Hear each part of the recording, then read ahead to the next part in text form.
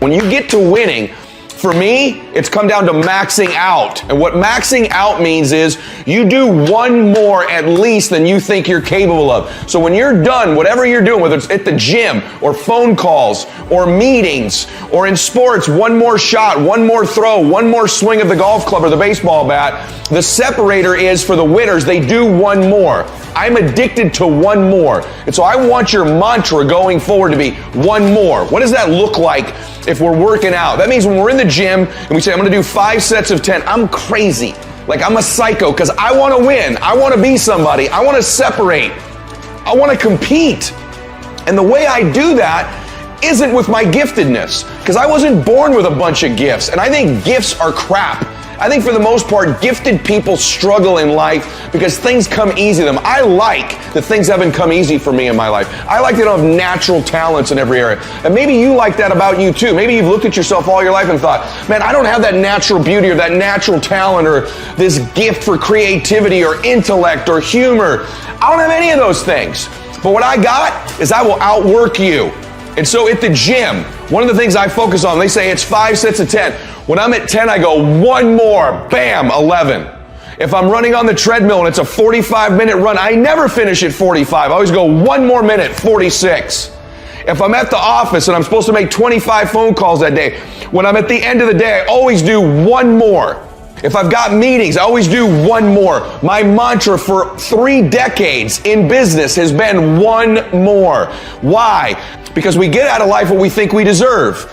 And I'm the kind of guy that I know when you do 45 minutes on the treadmill and I do 46, I deserve to be fitter. I know that when I'm lifting weights and I watch you do 5 sets of 10, and every single time I do one more. When it's a set of 5, I do 6. When it's a set of 8, I do 9. When it's 45 on the treadmill, I do 46. When it's supposed to be 20 phone calls, I make 21. When it's supposed to be an 8-hour workday, I work 9. Whatever it is, I always do one more. And what that does is it makes me eventually think I'm doing things other people aren't willing to do, so I should get things other people aren't going to get. You are one decision away from changing your life.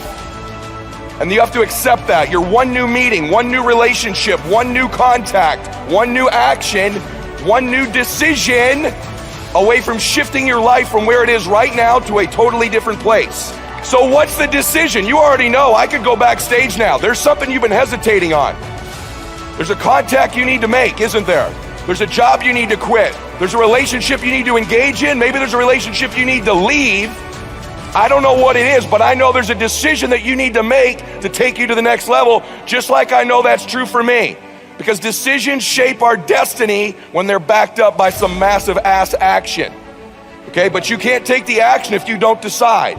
Everyone say yes. People avoid being desperate. Think of the fact they come here tonight and they're down. They're not where they want to be financially. Their relationships aren't what they want. Maybe they're in a desperate place, and you might think that's a negative thing. But when you're in a desperate place, you take the best actions. Desperation is a great place to be. Those of you that are achieving, one of the reasons the achievement is slowed down is you've allowed yourself to feel less desperate. When you were broke and starting your business, or when you were brand new in your relationship and you were desperate to get her to love you or desperate to get him to love you, you took massive big action. How many of you are moms in the room? Raise your hand. You moms, if you woke up tomorrow morning and your baby wasn't in their bed, would you be desperate right away, yes or no? Big time desperation. You wouldn't be thinking about what you need to do. You'd be acting, wouldn't you? You'd immediately make the decision. You'd take massive action. You'd search the house. You'd go into the street. Would you worry if your makeup was on right? How you looked, what people thought about you? You wouldn't, would you? Have to have the perfect plan to go find your baby that's missing. You wouldn't need any of that because you were desperate.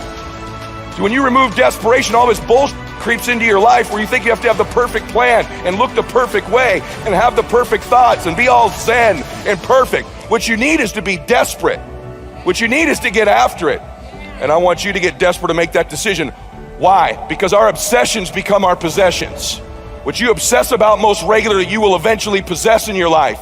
The challenge for most people, sisters and brothers, is that we obsess on the things we're fearful of, what we don't have, what we're worried about.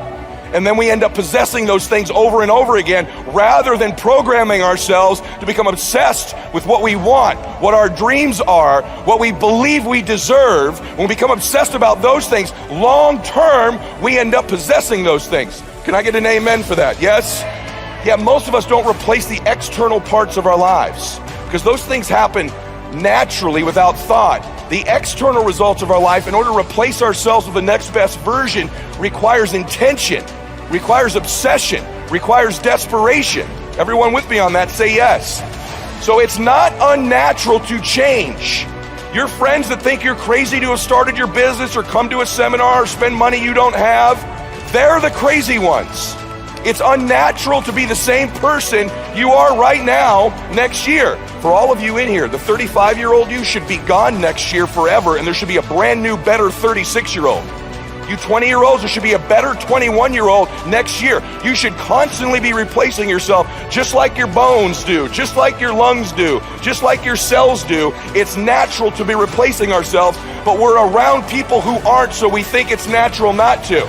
I think you got to find a business you're going to start. And here's what I did. I played a game with myself, and that game was this. If I hit my certain goals in a given month, I think you should go touch your dreams. I think you should live in your dreams. I think that the more familiar you become with your dream or whatever it is you want, the more you can touch it, feel it, and be around it, the more likely you become comfortable in it, the more likely you'll acquire it. And so one of the big things that I did was I would set these goals up, whether it be an income goal or a production goal. This is when I was part-time as an entrepreneur. And I'd say, if we hit X, we're going to go away for one night.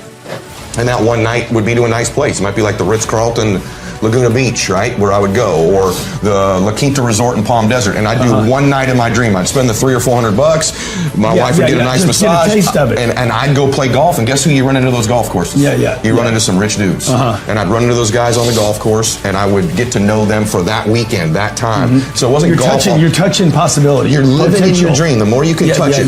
If your dream is to feed 1 million people, spend one day a month actually in those charities feeding people. The more you get comfortable in your dream. So you don't wait until you're set to do it. You get little. You never do. You know this. Every little thing you've acquired, even getting Eleni. You talked about how you chased her for 13 months. You got around her a little bit in the meantime, because the more comfortable she could get with hearing your voice messages are from you, the more likely she's going to get in your dream. Because you belong in your dream, but you have to touch it regularly before you get it. A couple ironic things about closing and selling that you may not have ever been told before, but I'm going to tell you. People don't have to believe what you're saying. Is that crazy? People do not have to believe what you're saying. In fact, too many of you spend too much time trying to get people to believe what you're saying. And you come across like a beggar because of it. You seem desperate. Who's ever trained you to get people to believe what you're saying doesn't get influence. There's a subtle difference that the great ones know. And you've probably never been told this before, but I know it. And persuasion is not about getting people to believe what you're saying. You ready? Persuasion is about getting people to believe you believe what you're saying. That's a subtle difference, brother. That's a subtle difference, sister. If you start to think through, I need to get people to believe I believe this, not to get them to believe it. People buy things all the time they don't believe. People buy things all the time they don't understand. That's okay. We want to educate, we want to train, but they don't have to believe everything you're saying. If they have to do that, you're going to look like you're begging all the time. They got to believe you believe it. That's a different intention. The most certain person always influences the less certain person. When you're exchanging with a recruiter or a client, they're either going to close you or you're going to close them. And that's certainty. Certainty is influence. And you can't transfer to me something that you're not experiencing for real. You have to really believe it. You got to really be a crusader. You got to really understand it. When you really believe something, you can transfer that certainty to me. Everybody with me on that? Say yes. This is a huge deal. It's a huge deal that you need to begin to understand that persuasion is they believe you believe what you're saying. I love that most people don't take anything seriously. I love that most people aren't coachable. I love that most people don't do what I teach or that anybody teaches. I love that. That's how certain people win. Half y'all haven't written a damn word down I've said. If you were in my team, I'd slap the hell out of you. I don't say that disrespectfully. I say this as a dipshit who had a Velcroed car. I don't say that talking down to you. I say, wake up! You want to win? You want to be a millionaire? You got to quit being so casual. You walk slow, you talk slow, you implement things slow, you talk a good game like you're going to be somebody, like you're going to make hundreds of thousands of dollars. You can't even write a note down. You're going to get your ass kicked in business, dude. Business is a sport. It's competitive. You got to get focused and get in a hurry. Get around a dude like me, we will smash your organization. We come to play. We're for real. What are you? Cool? I've seen all kinds of cool guys my whole career. Cool guys go broke. cool guys have little flashes in the pan. They have a good 2 or 3 years. Players who implement strategies that get focused and intense, they win decades. They win multiple championships. You win for 2 or 3 years. You know how many guys I've known that have made money for 2, 3, 4 years that are ass broke now? You got to win year after year after year to be a player in business. After year to be a player in business.